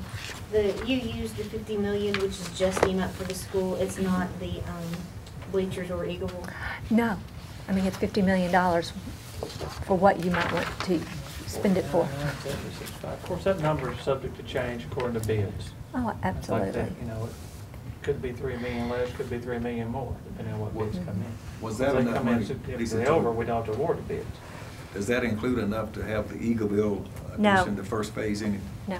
That 50 million is just simply high school. So they would have to get, to do that, we'd have to have a good bids that would come in enough to 5 million less than 50 million to add the 5 million for We the go to Eagleville. bond half at a time, but we're not in high school, it's a 2-year Well, it all project. depends. That's why I pretty much chunked it all into one, because it all depends on market conditions, on whether or not you're going to gamble On rates. on rates, because right now they're If bids came increasing. in good, I'd just do not have an extra $3 million borrowed, I had to pay back.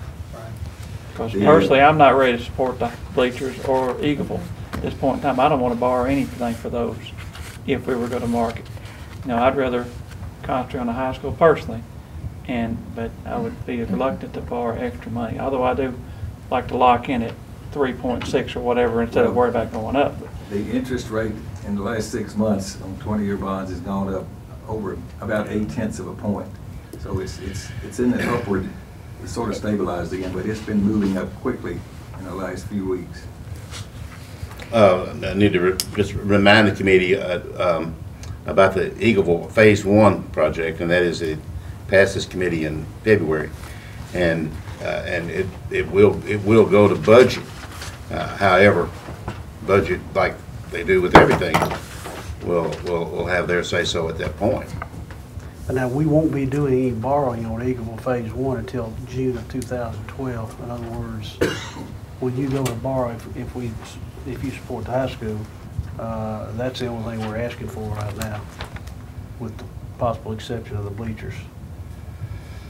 When we did the constructions for some of those other schools, were they, how far under bid were they when Commissioner Jordan was saying that, they might come in at a better bid than what we're anticipating? Were they pretty close to the number that was projected, or were they significantly lower? What we come in under in the last 2 or 3 They or were 4? significantly under on Whitworth and Buchanan and Oakland, we had our budget based on previous numbers that schools were coming in. And they came in, Whitworth, Buchanan came in at 2.6 million, and Oakland came in at 4. You got in your report on page 4 of this report, because your initial estimate of Oakland was 26.6 million. For that, and then the amended budget, we're at 21.7. Yeah, so that was 5 million. And Whitworth was 28.5, and it's at 26.3. So, yeah, it was 2.5 million. So if commodities don't start jumping pretty quickly, I think we'll at least be at that point, if not maybe a little bit lower on labor prices. Of course, we get our bids, the contract awarded before we ever go actually borrow the money anyway. So you know what the number will be before you. Right. But the budget committee would approve up to X number of dollars, and if the bids came in at 45 million, we'd borrow accordingly. Lisa was projecting borrowing in the spring of 11. They won't have bids until summertime. I mean, so we could wait. We could wait. In the past, we've usually gone to borrow when we actually were, when the numbers, right before the bill started coming in. On my paper here, the bleachers were going to be funded out of the major capital, out of that 5 cents. Is that anything that I know? No, I think I don't. No, it doesn't say it at the end. They don't have anything beside it. Okay, they've updated the sheet. It's still total. They've just flipped that one up a little higher. Okay, I have the old sheet. Sorry. The only question I have on borrowing is if they still have the Build America bonds, which takes allows us to get into the taxable market, but generally, if you get those, you have to do the is it fair labor, Davis-Bacon. Ooh, yeah. Is that right? So that would impact your bids. Very much so. I mean, Wilson County's Build America bonds came in at a noticeably higher rate. In some areas, the Davis-Bacon Act doesn't affect quite as much. Like our area, it wouldn't affect us as much as it would New York or the Midwest in some areas and that type of thing. That's just where before we had those, we had some money that we could have, those QSAT bonds, but we couldn't because you'd already bid those projects. Without it, and with the QSCAP, you had to have Build America, you had to have the Davis-Bacon Act in there, in that contract. Just throw that out there as if the municipal market continues to go, if that's an option that we could borrow cheaper. And we would just need to know that before we go out with our bid package. If you think that's an option, we should. That's just one of those things. Yes. Before you go out to your bid, let's talk. Right. Yeah. I have a couple of footnotes I want to make on the bleachers. You made the point that, these stadiums are 20 years old. They are inferior to every new school built. with one of the strongest programs in the state. And so it's unfortunate that we wouldn't recognize that, because that does bring in, people to our community, that people move here. If you don't think that they do, I'm happy to take you on any given Friday night and introduce you to families who have moved here because they have their children's sights set on college and they want to play at a strong high school. And so there is an intangible value there, and we don't need to dismiss it. Those schools have triple the enrollment for what they were built for, with no accommodation made to the stadiums. Those games create revenue for the schools, so that's money that they're not coming to ask us for. And we've gone on notice that we know there are safety hazards. We're ADA incompliant. If one negative event happens at a ball game, I guarantee you we will have spent that $1 million and still not have an improved stadium. So I don't think we need to dismiss lightly the value of adding those bleachers at both of those schools. And to expand on that, and although you did a great job, we had to use, I think, 16 members of the sheriff department to patrol the crowd, and there were probably upwards of 2,000 people that were up along the fence and meandering around the stadium. I have pictures from that night. I have the photographs. I'm happy to share them. And as they said, it would be so much safer and so much easier if you could isolate, seat people in the bleachers, but there's just no place to do that. And it is a tremendous safety issue, absolutely. Well, in today's economy, I'm hesitant to want to spend personally $1 million on something that's used 6 nights a year on average. I understand. And let's not forget that these schools got stadiums in '87. Riverdale and Oakland didn't get theirs till when, 99, 2000, something like that. So they were sharing the stadium with every middle school in the world over at MTSU, while back then they were envious of Smyrna and Laverne because they had their home field, they had their stadium, and now it's flip-flop. But maybe it's, you're not always going to have total equity, but there were 12 or 13 years when the other teams didn't have those stadiums. And they are used more than 6 nights. 6 nights for the high school, but the middle schools use them as well. Middle school. No, they don't max it out. But we kind of get beat up. I notice a lot, and you guys do too, for having stadiums and having all the athletic complexes and facilities, blah, blah, blah. End of the day, there are a lot more people than Smyrna Laverne High School is using them, and the same holds true for Oakland and Riverdale. Stewart's Creek will play their home games there, Laverne Middle play them there, Rock Springs Middle, all those guys host contests there. There's JV games, there's freshman games, there's 8th grade games, there's soccer games. They get used a considerable amount. And when I read people say, we just need to quit building stadiums, and I just laugh. I guess we'd be the only high schools in the state of Tennessee that didn't have a place to play football, baseball, softball, and basketball.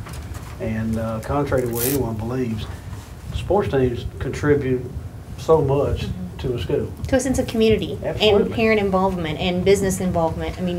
That's what brings them in. That's what makes them feel connected. Yeah, I agree. Also understand your point, Commissioner.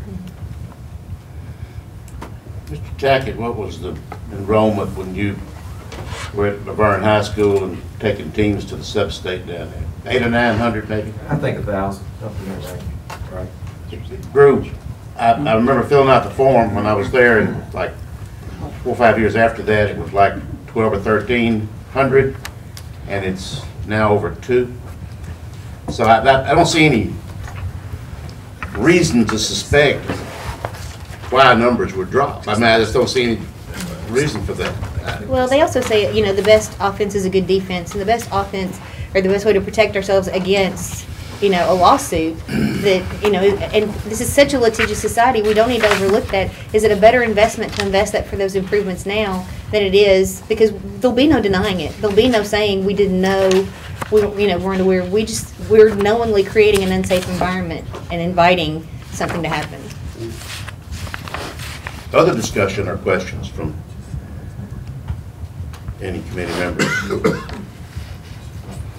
Well, thank you, Ms. Nolan and Mr. Gill.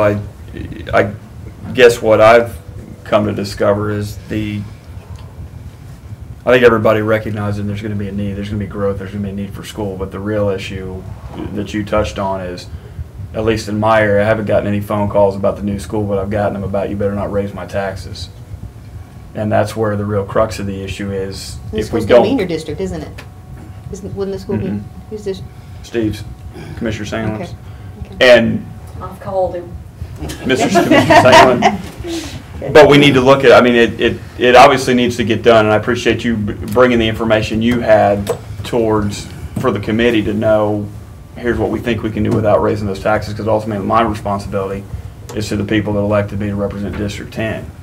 And whatever they tell me is what I need, to listen to what they're saying and listen to you at the same time, Mr. Gill, and other members of the school board that are elected in that position to say, here's what we think is best. So I appreciate you bringing that forward, but Ms. Nolan, I appreciate you presenting that information to me and allowing me to digest that and to try to make the best decision I can make.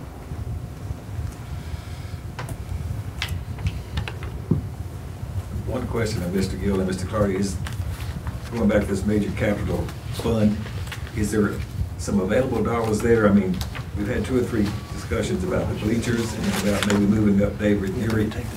Could we accelerate maybe the expenditures in 1 year beyond the 2.3 to sort of catch up some of that and cover some of those issues? I don't know if you have any ending fund balance or not there, Jeff. We pretty much spent that You down. don't have anything Small left? amount is built up. Okay, thank you.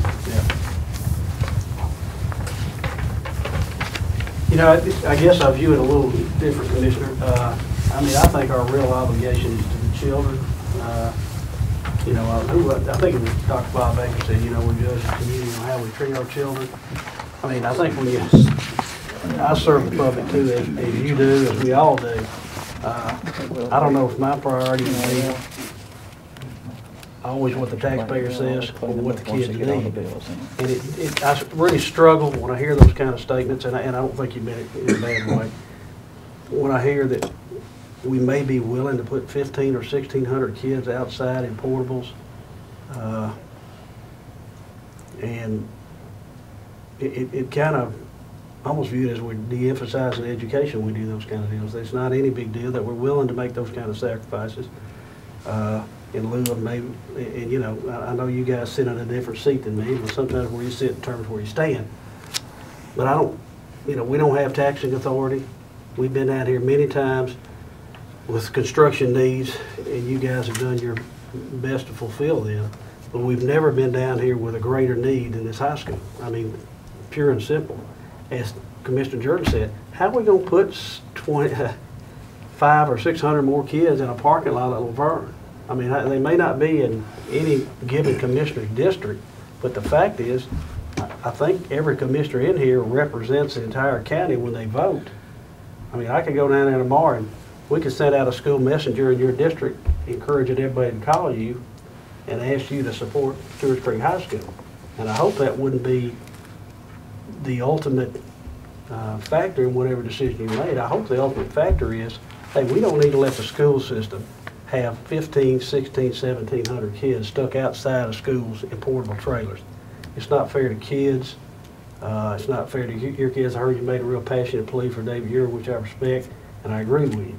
But we can't turn the other cheek and say, but I'm willing to let 1,700 kids sit outside in portables. It's not fair. It's not really doable. It's not doable for the principals. It's not doable for the teachers. And it certainly doesn't lead to productivity. And I encourage you when you vote to wrap your arms around who it benefits, which is the kids. Well, when we look at it, industrial recruitment, economic development, I know you serve on some of those boards as well, they closely examine the school system, school performance, and what the plans are, the protective plans, because they want to know that they're going to have an educated workforce, but also the families who come here, that relocate here, are going to have a strong school system. Aren't the two things that attract industry the most are schools and roads? Everything that you talked about that we're borrowing for are schools and roads. Exactly. Mr. Mayor? I'd like for Mr. Odom to address this a little bit. I've shared some concerns with he and Mr. Gill both. The state has done 2 things. They've tightened up the standards, they made them more rigid as far as what we have to do to achieve and to make progress. Number 2, in the high schools we have added additional courses in science and math that kids have to pass. Their task, to me, has been greatly made more difficult through the process of just those two events. We have no new resources to offer them in the way of teachers or money to allow them to accomplish this. We've got to find a way not to regress, and we've got to find a way to put something in place that will allow this to happen. So everything we can do to encourage our leadership and our principals and our teachers in their ability, and they're going to have to really do some creative things to make this happen, is critical at this stage of our life. So Mr. Odom knows a lot better about that than I do. The students that are under the new standards are sophomores this year. They'll have to have, in Rutherford County, 23 credits to graduate. They'll have to have 4 years of math, still your 4 years of English, but they have to have their science. They also have to have an elective focus. The elective focus is 3 courses above and beyond what it takes to graduate minimally. Some of those will be in career and technical education. That's why you're seeing some expansion in career and technical education. That's not really a bad thing, because I think the employers and the workforce are asking us to try to prepare students. They have to take it in one area. You'll not be able to take a career and technical education, you know, one over here in automotive and one over here in electricity and one over here in a building trades or something like that. You'll have to cluster together in the business field and the health science field or something like that to try to get people minimally prepared to go into that. But it is increasing the course load. We went to a 7-period day this year. Some swap off in that because that's less time in each class when you go from 6 to 7. But to try to give students more opportunities to earn those additional credits that they have to do. But that's this year's sophomores. Biggest challenge is the 4 years of math, probably. Everybody, no more special ed students. Any student now has to have the same, still has to have a regular diploma. They're not, I mean, some of the bloggers are saying that's not so. You got to have, with the sophomores up, they're going to have a regular diploma to graduate. They cut some of your ESL. We are now the 3rd largest population in the state of ESL students. Now, whether you saw that in the Tennessee recently, and Nashville, Memphis, and Rutherford County.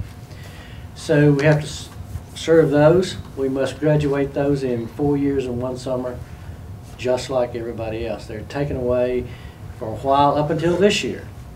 We were allowed a special education student had a disability, and an ESL student who just came here trying to learn a language were allowed 5 years and 1 summer. That's gone with the 9-10 school year.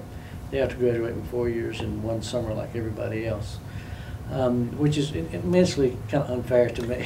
And look at that, but I won't get on my soapbox. But anyway, there's some real challenges out there that we're trying very, very hard to address.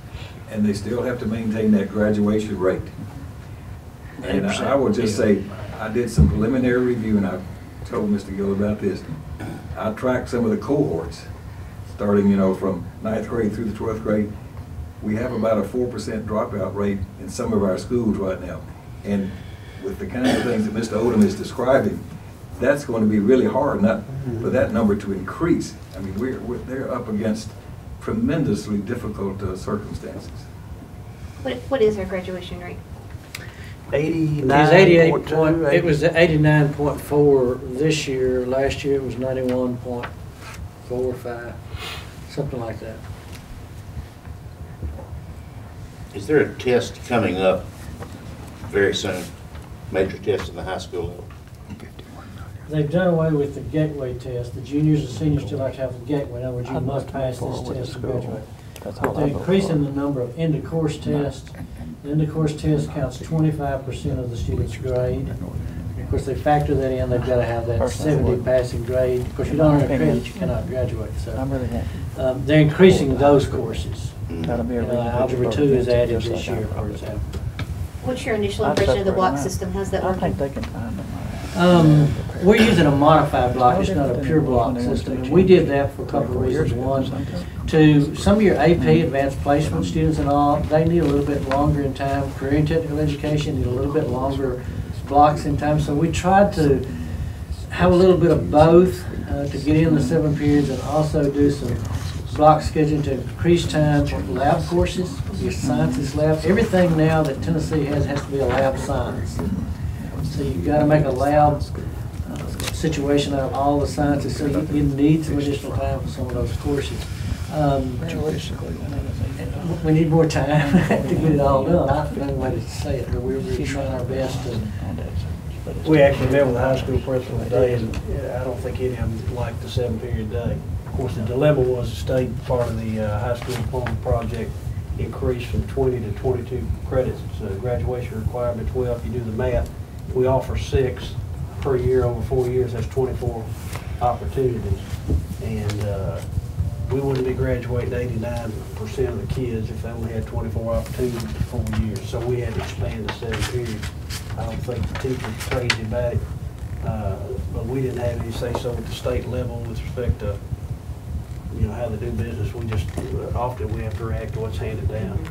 We have 2 night schools at Holloway and at Laverne High School for adult ed at Laverne High School and regular kids that get behind to try to catch credit. So we're doing that. We have a number of kids that do take online courses. Some people talk about online courses, but not really. When you pay, you consider 30 students in a class, and that's $300, $350, if you had to pay it for them, and that's 1 period a day. And you start looking at the teacher teaches 6 periods a day. Right. So, I mean, it's not economically, when you really put a pencil to it, as you might think. Other questions relating to the high school and the 5-year building plan and our options for any 1 year, or just general comments, perhaps. Well, my thought this morning we saw the paper is that I'm glad that you will build a new school here. He said, when you can build one? Yeah. Well, it might be not very long, so very soon it will be happening. Yeah.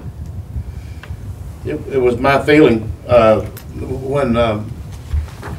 Taylor did the agenda that, and it remains my feeling, I think I expressed it maybe in November, that if we're going to do something, that January would be perhaps the appropriate month to do it. And one reason behind that was that I wanted our budget committee, if they so chose, and I don't know what they might do, but if they so chose, have more than 1 month to consider this large project if it passes here. And I thought that was fair. After all, really, we've been talking about it here pretty intensively since October, and certainly since November. And I thought it was only the courteous thing to give the budget committee time, and also to give the commission itself perhaps more than 1 month to consider what they wanted to do, which would put, if it passes, if there's a motion made, and it passes, which would put this project, if it gets final approval, sometime perhaps March or April. And I thought that was a courteous thing to do, and like I said, we've had that time as well. Obviously, Mr. Nolan will be in budget, the mayor will be in budget, and they can proceed how they so choose if it passes here. So with that said, if there are no more questions or comments, the floor is certainly open for a motion and a second on any or all of this project.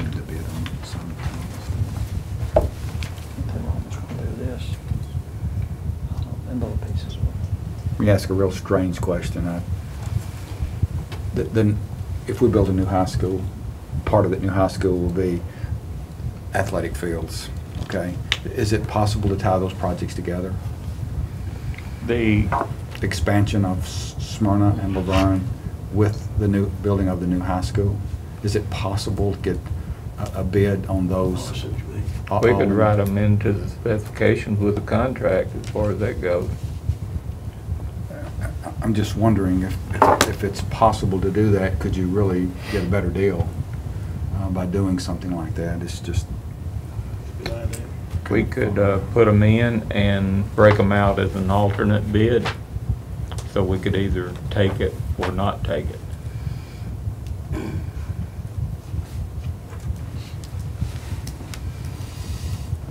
Good A lot of idea. times we get better bids by two being bid together like that, or more, two or more.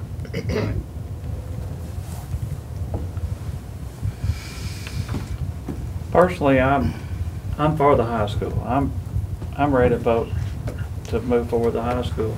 And that's my priority number one. I mean, I realize Smyrna and Laverne, because I'm repeating myself now, they need the bleachers, but I'm not ready to support them. I see that watering down the high school and giving commissioners a reason not to vote for the high school, because they had the same need when they won the state championship, what, in 07, 08. It was a madhouse down there. You know, same madhouse it is now. But the economy's terrible, you know, and we're spending taxpayer dollars, you know, and stuff. And I don't know if we're ready for a motion, but I'll make a motion to proceed with Stewart's Creek High School with the projected cost of $49,976,500. And I know that number is subject to change when we go to bid, but just that by itself. Commissioner Jordan's motion needs a second, and I think I heard one. Did I hear one? No. Second. Second, Commissioner Phillips. I'd like to offer an amendment. Can I do that? Yes, sir, you may. What was his amount? 49 million what? Yeah, whatever is in this. The number right here, 49,976,500. Make it under.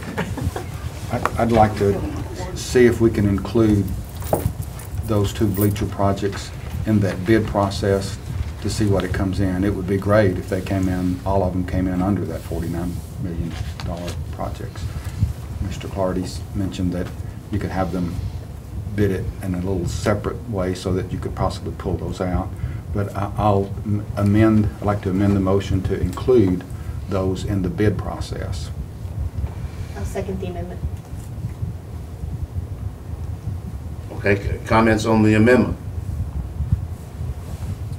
Well, I can appreciate adding it together, but still, if the high school came in at 45 million, we would spend 45 million or 44 million, and so it's still going to be approximately another $1 million to go toward, or somewhere in that range, for the stadium.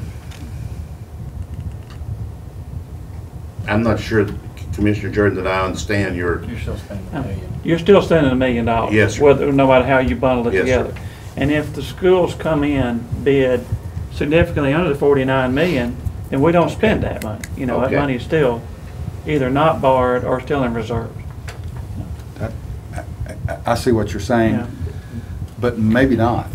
Maybe if they're building all three of those stadiums or renovating two of those stadiums or building one, it's going to be significantly less than $1 million. That's my point. That you may be able to come in for $500,000 versus $1 million. Well, that's my point. You It's may be still able to like, get a it's deal. not like when they're working on the school and you're on the same site and you're adding, well, we're going to add some sewer extension or something, and they're already there. They've actually got to go move over to the other school. So I don't see it. I mean, I built a few houses. I had a contractor's license for several years and stuff, and you know, it's going over and mobilizing to a different site and all. It's going to save some money. It's not going to save half the money, in my opinion. I think Mr. Clardy would probably agree with that. I mean, somebody's going to be very hungry to get that bid for that school, but it's still going to be X number of dollars. If you save 10% on it, you'd be saving $100,000. So, you know, if you save 20%, it'd be $200,000. So I would probably expect the savings to be somewhere from 10 to maybe 20%. And if you bid it as an alternate, you can later go back and say, hey, we decided not to do it anyway, right? Right. Mr. Mayor? I mean, you know. Well, you who could- would make that I decision? just gonna make, the way the motion and amendment has been structured, really all you are saying this committee is approving is the money up to the $49+ million for the actual high school. All the amendment says is through the process of bidding this high school, we're gonna take alternate bids for the bleacher and other facilities there. Someone, this committee and/or budget and commission will later have to approve the actual funding of the bleacher portion of this. So this really doesn't get into the funding, it's just I as could said, unless he support wants to the change it. amendment if it would come back to this committee to It'll have to decide whether to pull the trigger on the bleachers or not. I think the way he's worded it, it has to start over. It doesn't really have a funding mechanism attached to it yet. Well, if we have to come back, let's just presume that it's set on the budget. I mean, if we have to come back, is that going to delay? Just the our bleacher start? part of We have it. to start pushing dirt, what, in June, don't we? It wouldn't delay your high school. but It wouldn't- you it would delay just delay your the decision bleacher on the part. alternate bid Okay. acceptance. Yeah. The alternate bid would be contingent on. Just the part on Getting commission I could approval. support that. Okay. I didn't even want, we can vote on the amendment. Okay, you want to read the amendment? Amend the original motion to include the Smyrna Laverne bleacher projects in the bid process as an alternate bid. Well done. You need a roll call on that? Whatever you'd like to do. Let's have a roll call on all of this. This is a massive project. Commissioner Allen? Aye. Commissioner Cook? Yes. Commissioner Jordan? Yes. Commissioner Phillips? Aye. Commissioner Sereno? Yes. Commissioner Turner? Aye. Commissioner Jordan? Yes. That brings us back to the original motion. Proceed with the Stewart's Creek Heights School project at a cost of $49,976,500. Properly made and seconded, and with discussion.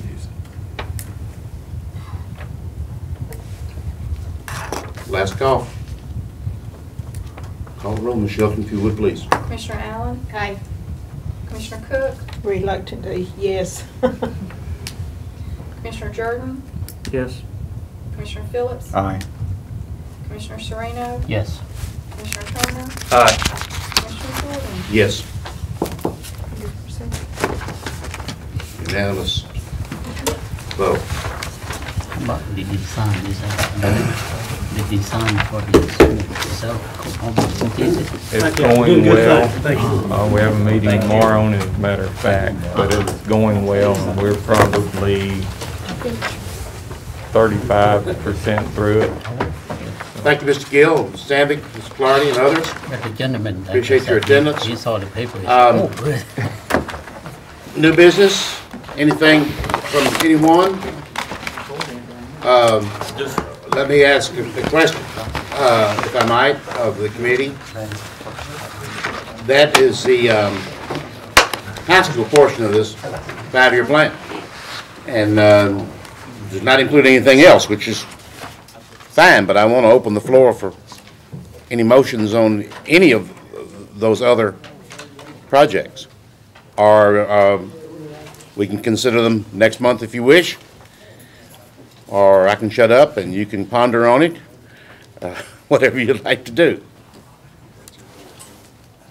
Well, this is the only part that needs funding this year. Yes, sir. So we could take it under advisement, could we not? Yes, sir. You could accept it, maybe. So we don't need to have discussion on Eagleville Phase 1 yet? We don't have to make that decision until next year, according to this, October. It's fall, so. Well, I will be doing, as I said already, what the committee charged me to do back in February, and Budget can put their best wisdom on that. I was really referring to David Urey. Are you satisfied? I kind of am, but you may not be. Yeah, no, I think I am, but I would like that to get addressed as soon as possible. I Okay. mean, if we could start that discussion next month, I think if we just, as a committee, justify spending $49 million, we can look at spending $650,000 to work on an office at an elementary school. And I would strongly ask the committee to consider that when we meet next month to make that a high priority if we can for our committee to discuss and vote on. But for right now, I think we can probably wait till next month, given that that's when the design phase would need to happen. We could probably push that back a month, I would hope. Are you putting that in a motion? I am putting that into a motion. I apologize. I am making that motion. However, I'll second it. you need to write that. Thank you. I can assure you that it's already in the minutes, but we don't need to call a roll on this one, do we? So, all in favor, signify by saying aye. Aye. Aye. So he's just trying to. Yes, sir? No, I was good, I'm sorry. Okay, are we in good shape? We're in good shape. I do have some material that I need to give each committee member before you leave. Takes 2 seconds. If there's nothing else, I really appreciate the discussion tonight and the debate and our audience and all the participation that we had. I thought it was excellent. Thank you very much. We are adjourned. Thank you.